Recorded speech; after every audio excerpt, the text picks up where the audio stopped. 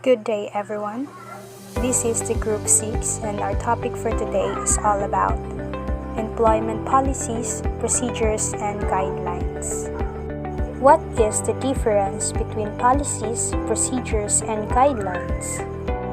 Policies are formal statements produced and supported by a senior management, an internal organization decision that aids how it functions. A policy is a formal statement of a principle that should be followed by its intended audience. Policy is mandatory. Procedures provide detailed mandatory steps someone needs to follow to achieve a recurring task or comply with a policy.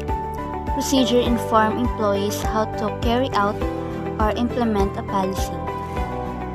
Guidelines provides general guidance and additional advice and support for policies, standards, and procedures. Many people confuse a guideline with a policy because a guideline contains similar content to a policy. The biggest voluntary and policy is always mandatory. A national employment policy is a vision and a practical plan for achieving a country's employment goals. To make such a plan, a government must clearly see a country's challenges and opportunities. It must consult widely to reach common agreement among all interested parties in the economy, including employers and workers' organizations. Employment policies are vital for several reasons. Set ground rules so that every person in company is on the same page about the organization's practices and expectations and its employees. Ensuring that employment policies are established and known can provide protection for the company. Various labor and employment laws require employers to have and implement certain practices, such as those regarding harassment and discrimination or disability accommodation. Employers need to develop policies and procedures for a variety of purposes. First, it lets workers know what type of performance and conduct is expected. Second, it protects employers in the event a worker fails to follow the policies and is let go. Finally, it details work aspects such as vacation time, health benefits, and pay schedules so that employees spend less time asking questions about those things and more time getting actual work done. Employment policies and types. First, at-will employment. This statement reiterates that either the employer or the employee have the right to terminate the employment relationships anytime. So this contract, the employer is free to terminate an employee at any moment. Similarly, there are no negative legal repercussions if an employee quits their employment at any moment or for no reason at all. Anti-harassment and non-discrimination. Policies that prohibit harassment and discrimination within the working environmental conditions. It is necessary to make provisions of equal rights and opportunities to all individuals, and there should not be any form of discrimination based on any of these factors. Meaning, these policies is to protect the employees and officials against harassment and discrimination based on racial, ethnic, sexual, age, gender, and other personal characteristics. It is additionally safeguards against harassment, including sexual harassment for both executives and employees. Employment classifications. These are defined as jobs, which are full-time and part-time. This policy is determined to eligibility for the pay and benefits. So employees who are classified as permanent are deemed to have continued employment with no set of termination date, or this could be an open contract.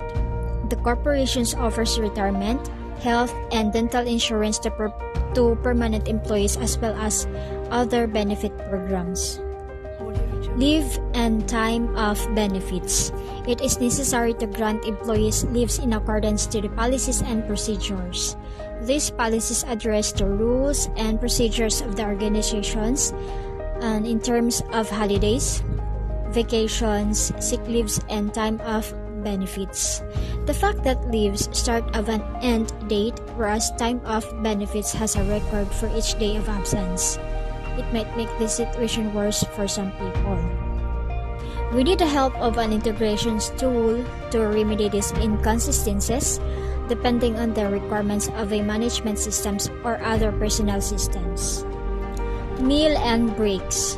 Every employee who worked 8 or more hours in a day must have a 30 minutes unpaid food break.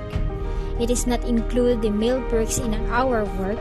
During lunch break or other time breaks, employees are to be entirely released from their duties. Timekeeping and pay. This policy makes provisions of information to the employees in terms of methods for recording of the time work and the significance of recording their time in an accurate manners. This enables the employees to generate contentment as they are made aware in terms of pay procedures. Safety and health. This is regarded to be an utmost significance. It is indispensable for the employees to maintain good health in order to carry out their job duties in appropriate manner. And last is employee conduct, attendance, and punctuality. This policy enables them to maintain good terms and relationships with each other, communicate effectively, and inculcate the traits of morality and ethics. Policies related to attendance and punctuality. Employee policies and procedures are description of how all employees, regardless of a job description or title, are expected to conduct themselves. Employee policies and procedures are typically developed by a company's human resources or the HR department and distributed to all employees in the form of a handbook. Employees are expected to use this handbook as a guide, referring to it often to find information on the company, as well as guidelines on vacation, sick time, and pay. Employee policies and procedures should consist of every imaginable situation and topic, ensuring that employees understand all aspects of working for a company. That includes policies on acceptable attire, safety, termination, and resignation, working from home, and overtime. Labor Code of the Philippines. It is a legal code that determines all employment practices and labor relations in the Philippines. This is to help protect employees and employers while ensuring that neither is subject to unfair treatment or exploitation. Below are the set of rules that make up the Labor Code. Working hours. No employee in the Philippines must work for over 8 hours a day. He is worthy of a 1-hour lunch break daily without fail. However, a worker is only required to work for a maximum of 8 hours per day from the office. There are no laws that mandate his working hours from home. Employees exempt from completing working hours. Article 82 of the Labor Code states that employees under all establishments and undertakings need to complete a certain set of working hours except government employees, managerial employees, field personnel, family members of the employer who are dependent for support, domestic help, individuals who provide personal service to others, and workers given wages or salaries based on the Secretary of Labor regulations. Meal times. The Labor Code dictates that all employers must get no less than a 60-minute break to finish their meals. The usual time during day shifts is 12 p.m. Night shift.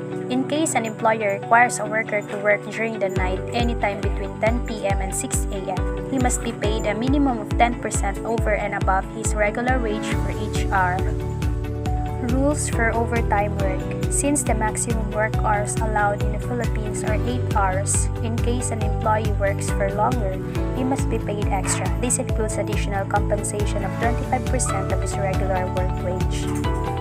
Rules for undertime work.